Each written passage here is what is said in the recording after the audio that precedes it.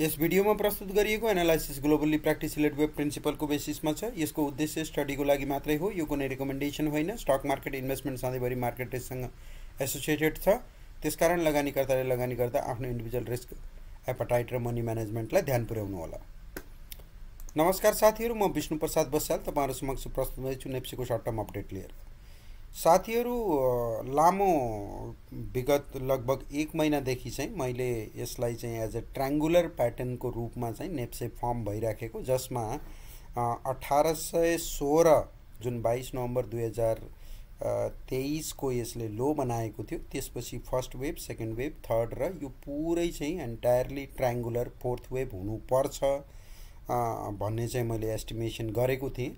त्यो अनुसार हेर्दाखेरि अब यो ट्रायङ्गललाई अहिले जुन किसिमको मैले ट्रायङ्गल मानिराखेको छु 3048 बाट जुन 2442 आयो, त्यसलाई एज अ ए वेभ, अनि त्यसपछि जुन 3 मार्च 2025 मा 2929 गएको थियो त्यसलाई बी वेभ, अनि त्यसपछि 2580 मा जुन आएको थियो 26 मार्च 2025 को त्यसलाई सी र 21 मे 2025 मा जुन 2771 लगाएको थियो त्यसलाई डी वेभ र अहिले तल आइराखेको ई वेभ। यो एस्टिमेसन अनुसार हामी हेर्ने हो भने जुन यो 2580 को लो लगाएको थियो त्यो लोलाई जबसम्म ब्रेक गर्दैन र यो ट्रायङ्गुलर प्याटर्नको सी वेभ यही नै भ्यालिडेट गर्ने हो भने 2580 लाई ब्रेक नगरिकन यसले चाहिँ मास्तिरपट्टिको जर्नी लिनुपर्छ र त्यो मास्तिरपट्टिको जर्नीको पहिलो कन्फर्मेसन अहिले सरसर्ती हेर्दाखेरि 2580 लाई होल्ड गर्न खोजेको जस्तो देखिन्छ। तर पनि इन्डिभिजुअल हामीले यो अरु इन्डिसेसको प्याटर्न्सहरु र यो यहाँ चाहिँ क्यान्डलस्टिक्सहरु बनाइराखेको छ, त्यसले कुनै कन्फर्मेसन चाहिँ दिएको छैन यसले अल्टिमेटली होल्ड गर्छ या गर्दैन भन्ने कुराको। पछिल्लो समय 23 जुन 2025 को 2584 सम्म आएर अहिले पनि हामी हेर्छौं भने लगभग आजको दिन पनि हेर्छौं भने 2594 को आसपास नै होभर गरिराखेको छ र यसले 2580 को लोलाई बचाउँछ कि बचाउँदैन भन्ने कुरामा चाहिँ हल्का डाउट चाहिँ क्रिएट गरिराखेको छ। यदि यो लोलाई बचाएर मास्तिरपट्टि कमसेकम पनि यो मिडल बोलिन्जर ब्यान्ड हो 2641 लाई ब्रेक गरेर मास्तिरपट्टि क्लोज गर्न सक्षम भयो भने अहिलेको लागि चाहिँ 2580 को लोलाई चाहिँ यसले सायद बचायो। अब सायद मास्तिरको जर्नी जान्छ कि भनेर हामीले एस्टिमेट गर्न सक्छौं र यही अल्टरनेटिभ स्ट्रक्चरमा नै अलिकति मोर बुलिश काउन्ट यदि हामीले हेर्ने हो भने फेरि के हुन सक्ला त भनेर भन्दाखेरि यो ट्रायङ्गलको जुन मैले यहाँ सी वेभ भनेको छु त्यो सी वेभ यहाँ नभएर एप्रोक्सिमेटली 2550 को आसपास स्टिल यसलाई अझै पनि हामीले ट्रायङ्गलै भन्न सक्छ कि भनेर हामीले एस्टिमेट गर्ने हो भने 2550 को आसपास यसले सी वेभ बनाउने यहाँबाट, अनि त्यसपछि फेरि मास्तिर लगभग 2800 को आसपास डी वेभ बनाउने, अनि फेरि तलतिर 2580 को आसपास ई वेभ बनाएर अनि त्यसपछि मात्रै यो जर्नी समात्ने, जुन चाहिँ पहिला मैले प्रोजेक्सन गरेको छु त्यो अनुसार चाहिँ यो जर्नी समात्ने भनेर हामीले भन्न सक्छौं। मोर अफ बुलिश काउन्टमा हामीले यसलाई हेर्दाखेरि अब त्यो हिसाबले हामीले गर्ने हो भने फेरि तपाईको जुन चाहिँ यो डी वेभ हो अझै पनि 2800 को आसपास मात्रै बनाएर फेरि ई वेभ आएर बल्ल मात्रै मार्केटले माथि चल्ने। अब यो प्रोस्पेक्ट्सबाट हामीले हेर्ने हो भने फेरि सी वेभ यहाँ बनाएर मास्तिर डी वेभ बनाएर तलपट्टि आउँदाखेरि लगभग जुलाईको मिड सम्ममा यो जान्छ। इन जनरली जुलाईको मिडबाट मार्केट ले बुलिश जर्नी लिएको चाहिँ हामीले जेनरली चाहिँ हामीले देख्दैनौं।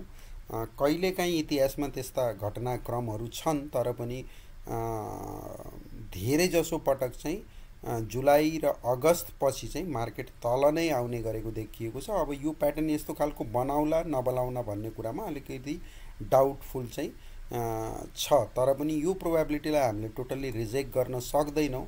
अहिलेको लागि त हामीले सरसर्ती हेर्दाखेरि सबैभन्दा मोस्ट भ्यालिडेट चीजहरु के हो भन्दाखेरि यो डी यहाँ बनायो अनि ईले यदि 2580 लाई ब्रेक गरेन भने ई वेभ यही नै भ्यालिडेट भयो र अबको जर्नी चाहिँ मास्तिर हुनुपर्छ र यसरी चाहिँ मार्केटले चाहिँ बिहेभ गर्नुपर्छ भन्ने प्रोस्पेक्ट्सबाट मैले एज अ प्रेफरेन्स काउन्ट लिएको छु। तर धेरै नजिक 2580 भएको हुनाले यो लेभललाई प्रोटेक्ट गर्छ कि गर्दैन, किन भन्दाखेरि 2580 लाई ब्रेक गर्यो भने यो ट्रायंगल भ्यालिडेट हुँदैन र फेरि अलिकति तल आएर ट्रायंगल बनाउने हो भने पनि यहाँ सी वेभ बनाएर त्यसपछि बल्ल 2800 को आसपास डी वेभ बनाएर फेरि ई वेभ बनाउने गरी यो खालको यदि ट्रायंगलै भ्यालिडेट हुने हो भने यो चाहिँ हुनुपर्ने देखिन्छ। अब यो मध्ये चाहिँ प्रेफरेन्स काउन्टमा अहिलेको लागि यसैलाई नै हामीले एज अ जबसम्म लेभल ब्रेक गर्दैन त्यसैलाई नै मोस्ट प्रोबेबल चान्सेसको रूपमा हेरौँ, जबकि अब यो प्रोबेबिलिटी एस्पेक्ट्सबाट अलिकति डाउटफुल चाहिँ भइसकेको छ। स्टिल हामीले 2580 लाई ब्रेक नगर्दासम्म वी क्यान बी होपफुल भनेर हामीले भन्न सक्छौँ। इन्डिकेटर प्रोस्पेक्ट्सबाट हामीले हेर्ने हो भने एडीएक्समा हेर्ने हो भने प्लस डीआई अलिकति मासतिर नै देखिन्छ, माइनस डीआई तलपट्टि देखिन्छ, तर कुनै ट्रेन्ड चाहिँ यसले डिसाइड गरिसकेको छैन। आरएसआईबाट हामीले हेर्छौँ भने अलिकति ओभरसोल्ड जोनको आसपास यो 35 को आसपास आएर हल्का फर्किने प्रयास गरिरहेको छ, यसले पनि कुनै खासै त्यस्तो इन्डिकेसन दिएको छैन भने एमएसिडीले पनि हिस्टोग्राम अब हल्का जुन चाहिँ यो सिग्नल लाइन सँग चाहिँ र यो एमएसिडी लाइनको जुन डेभिएसन हो, डाइभर्जेन्स हो, त्यो हल्का अलिकति कम हुन सुरु गरेको देखिएको छ। जबसम्म यसले क्रस गरेर मासतिर जाँदैन तबसम्म फेरि हामीले यसलाई चाहिँ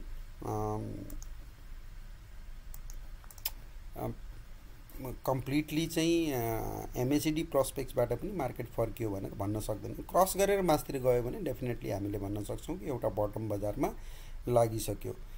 अब डाइभर्जेन्सको कुरा गर्ने हो भने 6 मे को जुन प्याटर्न बनेको थियो त्यो 2600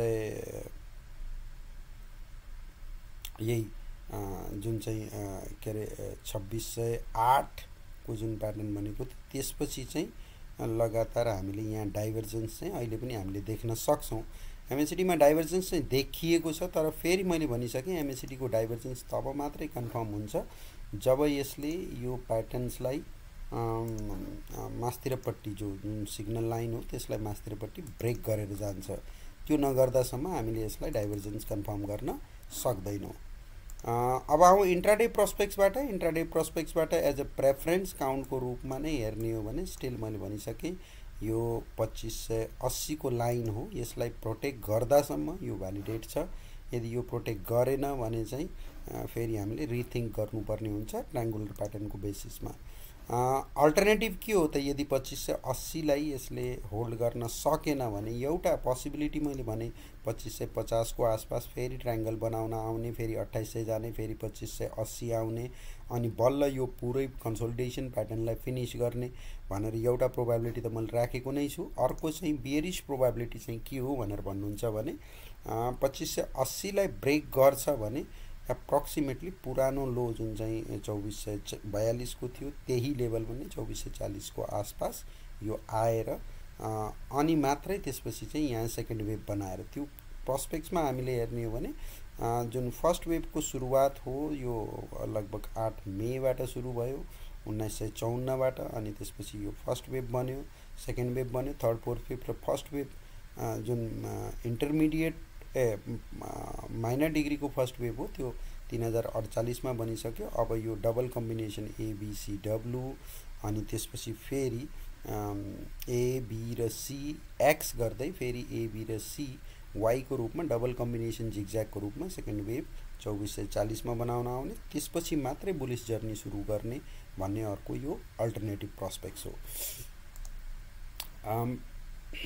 अल्टरनेटिभमै हामीले हेर्ने हो भने कस्तो खालको इन्ट्राडेमा प्याटर्न्सहरू बनाउला भन्दाखेरि यो सी वेभ बनाउने क्रममा मास्तिरबाट 1 2 3 4 र 5 गर्दै यसरी चाहिँ 2440 को आसपाससम्म लिएर आउन सक्ने सम्भावना देखिन्छ। अब यहाँ हामीले सर हेर्ने हो भने 2550 बाट फेरि लगभग 2650 को आसपास जाने अनि त्यसपछि फेरि 2460-70 तिर आउने, फेरि 2520-30 तिर जाने अनि त्यसपछि फेरि 2440 को आसपास आएर मात्रै यसले प्याटर्न फिनिश गर्न सक्ने जुन चाहिँ अल्टरनेटिभ बियर स्ट्रक्चरमा चाहिँ हामीले भन्छौँ। विकली प्याटर्नबाट हेर्ने हो भने ट्रायंगल स्टिल भ्यालिड छ त भनेर भन्दाखेरि अझै पनि ट्रायंगल स्टिल भ्यालिड छ जबसम्म यसले 2580 को लेभललाई होल्ड गर्छ।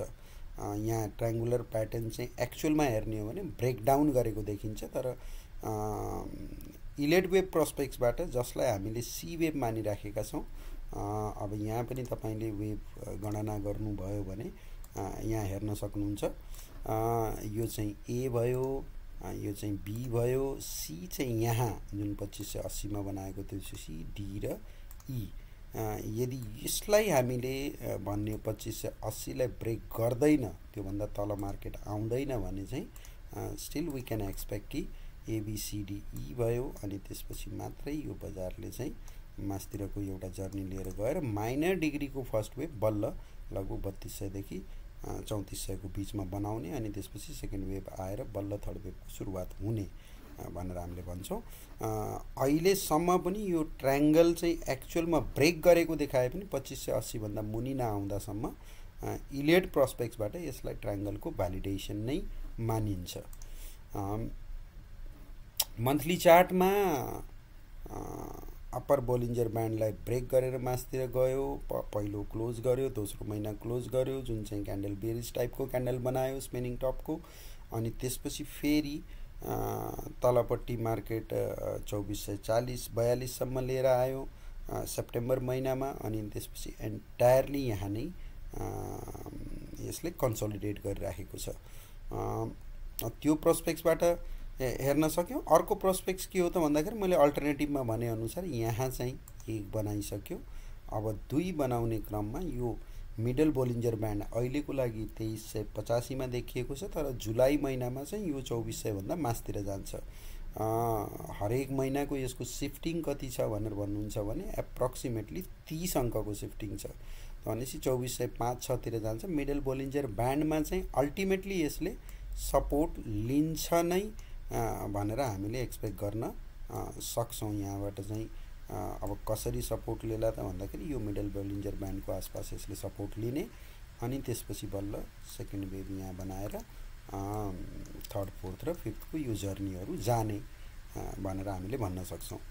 जुन मन्थली प्रोस्पेक्ट्सबाट अलिकति लङ टर्म प्रोस्पेक्ट्सबाट हेर्दाखेरि बैंकिङ सेक्टरमा lower Bollinger band downside tilt भएको छ। इन जनरल मैले पहिला पनि भनेको थिएँ 1320 को आसपास चाहिँ यसको सपोर्ट देखिएको छ। पछिल्लो पटक जुन 23 जुन को यसले 1323 सम्म आएर त्यसपछि यहाँ कन्सोलिडेट गरिरहेको छ। यो खालको कन्सोलिडेसन इमिडिएटली मार्केट बुलिश हुने स्ट्रक्चरमा त देखिदैन। फेरि यसको मतलब फेरि एकपटक 1315-10 को आसपास जुन चाहिँ लोअर बोलिन्जर ब्यान्ड हो 1307 मा देखिएको छ, त्यसको आसपास टच गर्न आएर त्यहाँबाट फर्किएर यो मास्तिर गयो भने चाहिँ यसलाई बुलिश जर्नी मान्न सकियो भने अल्टरनेटिभली यदि त्यतापट्टि पनि सपोर्ट लिँदैन भने फेरि के हो त भनेर हामीले भन्छौं भने अहिलेसम्म हामीले यसलाई एज अ एबीसीडब्ल्यू फेरि एबीसीएक्स अनि त्यसपछि एबीसीवाई रूपमा चाहिँ मानेर यहाँ सेकेन्ड वेभको लो लाग्यो भनेर हामीले भनेको थियो। तर 1310 भन्दा तल आउँछ भने फेरि यसलाई रिभिजिट गर्नुपर्ने हुन्छ। रिभिजिटमा के हो त भनेर भन्दाखेरि पुरानो स्ट्रक्चरमा डब्ल्यू यही नै हो, एक्स यही नै हो, वाई पनि यो भयो, फेरि यहाँ एक्स बनाएर फेरि वाई बनाउन आउने, जसले चाहिँ एप्रोक्सिमेटली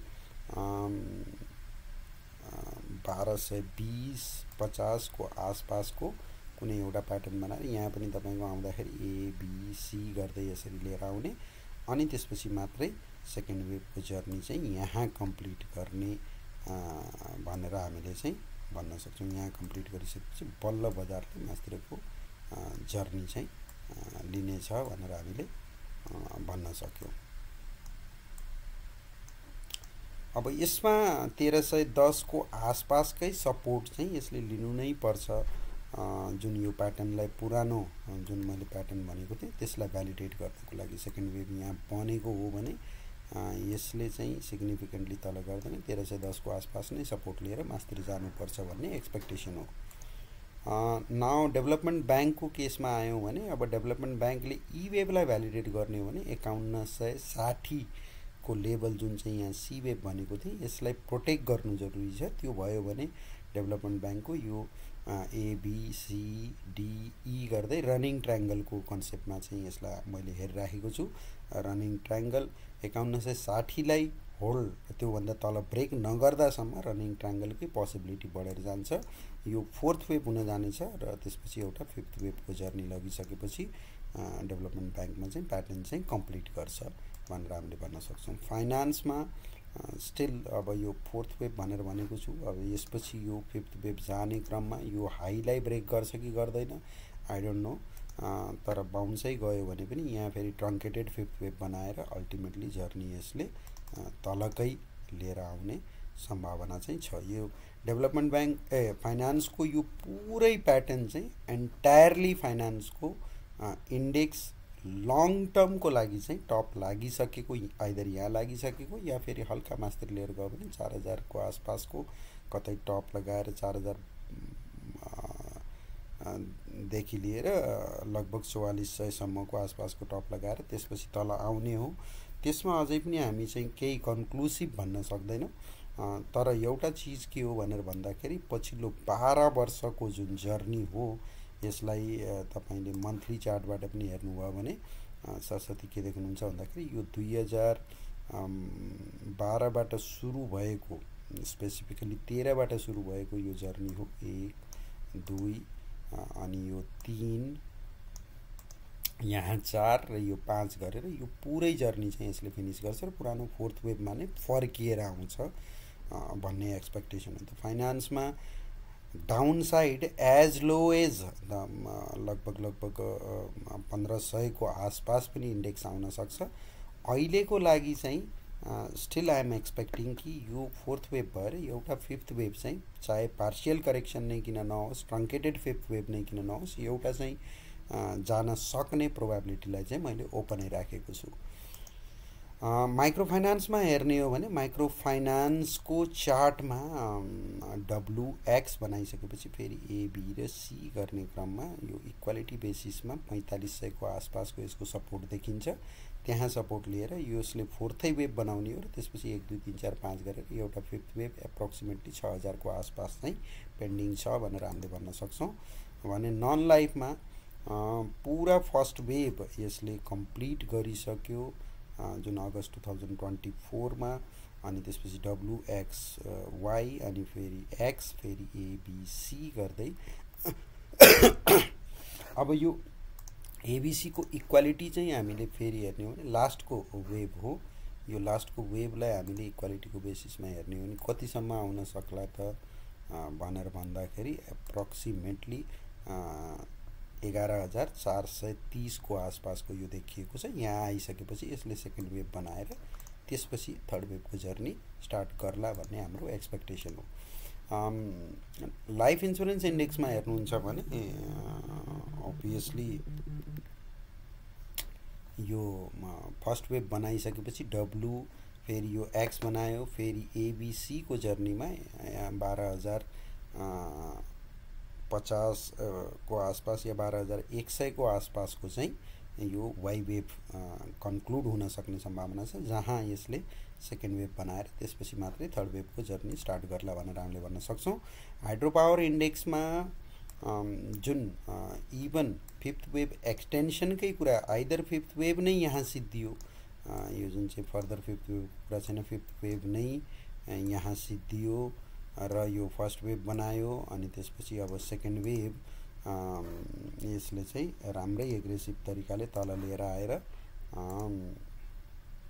लगभग 2900 कै रेन्जमा फर्किएर आउँछ भन्ने एउटा एक्सपेक्टेसन भयो भने जेनरली चाहिँ अब यसले फिफ्थ वेभको एक्सटेन्सन यदि यसले गर्ने हो भने फिफ्थ वेभको एक्सटेन्सनमा A बनाइसकेपछि जुन फर्स्ट वेभ यहाँ बनिएको छ B र C गरेर मोटामोटी 3200 को आसपासमा C वेभ लिएर आएर त्यसपछि मात्रै यसले फिफ्थ वेभको एक्सटेन्सन लिएर जाने र यसरी चाहिँ फिफ्थ वेभ बनाउँदाखेरि एप्रोक्सिमेटली लगभग 4500 देखि 4800 सम्मको जर्नी लिएर जान सक्ने भनेर भन्छौँ। अब इदर केसमा लगभग 3200 सम्मको यसले सायद ड्रप गर्ला कि भन्ने चाहिँ एक्सपेक्टेसन हामीले लिन सक्छौँ हाइड्रो पावर इन्डेक्समा। होटलमा मैले बारम्बार भनिराखेको छु, जसरी यहाँ ट्रायङ्गुलर प्याटर्न बनेर यो मास्तिर फिफ्थ वेभ गएको थियो इन्टरमिडिएट डिग्री थर्ड भित्र, त्यसै गरी इन्टरमिडिएट डिग्रीको फोर्थ वेभमा पनि यसले ट्रायङ्गलै बनाइराखेको छ। यो ट्रायङ्गलको लोवर साइड कतिसम्म हुनसक्छ भनेर भन्ने हो भने एप्रोक्सिमेटली 6500 सम्म चाहिँ यो ट्रायङ्गलको तलपट्टि ई वेभ बनाउन हुनसक्छ। त्यसपछि एउटा फिफ्थ वेभ यसमा पेन्डिङ छ, जसले चाहिँ लगभग 8000 देखि 9000 को जर्नी चाहिँ यसले समात्न सक्छ।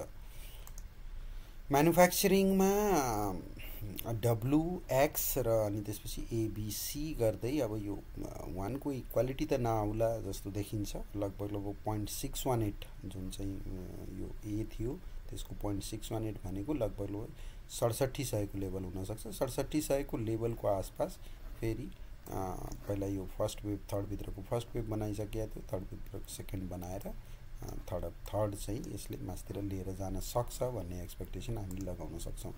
अदर्समा हामीले हेर्ने हो भने फोर्थ वेभ यही नै हो। इन्भ्यालिडेसन पोइन्ट 2154 छ र यसमा हामीले हेर्ने हो भने 1 2 फेरि 1 2 3 4 यो फर्स्टलाई ओभरल्याप गर्नु भएन। यसले फर्स्टलाई ओभरल्याप नगर्ने केसमा चाहिँ लगभग 2170 भनौँ, 2170 को यसको इन्भ्यालिडेसन पोइन्ट छ। त्यसलाई प्रोटेक्ट गर्दासम्म एउटा फिफ्थ वेभ यसमा पेन्डिङ छ अनि फेरि फर्स्ट बनाएर फेरि सेकेन्ड वेभ आउने एक्सपेक्टेसन हामीले गर्न सक्छौँ। अदर्स भने इन्भेस्टमेन्टमा स्टिल यो इन्भ्यालिडेसन पोइन्ट 102.13 को हो। त्यसलाई प्रोटेक्ट गर्दासम्म यो चाहिँ ई वेभ नै हो, ट्रायङ्गुलरै बनाइराखेको छ। फोर्थ वेभ एउटा फिफ्थ वेभ पेन्डिङ छ भनेर हामीले भन्न सक्छौँ। ट्रेडिङमा हामीले हेर्ने हो भने प्याटर्न धेरै क्लियर छैन, कुनै पनि प्याटर्न्सहरू यहाँ चाहिँ सजेस्टिभ छैन बिकज अफ BBC को जुन चाहिँ वेटेज हो त्यसले गर्दाखेरि नै यो ट्रेडिङ इन्डेक्सलाई चाहिँ प्याटर्न्समा क्लियर छैन। यसमा इलिड वेभ प्रोस्पेक्ट्सबाट चाहिँ अझै पनि स्टिल हार्ड टु काउन्ट कि कुनलाई कुन वेभहरू भन्ने। अब यहाँ 3 भनेर भन्दाखेरि पनि त्यो पनि अलिकति भ्यालिडेट भइराखेको छैन। धेरै खालको स्ट्रक्चरल वर्ड चाहिँ यसलाई फोर्थ वेभ मान्ने हो भने फेरि फर्स्ट वेभलाई ओभरल्याप गरिसक्यो, यो चिजहरू चाहिँ जेनरली हुन सक्दैन। त पोसिबली कुन प्याटर्न्सहरू डेभलप भइराखेको हो ट्रेडिङको प्रोस्पेक्ट्समा चाहिँ म क्लियरली कुनै डाइरेक्सनल वेभ भन्न सक्दिनँ।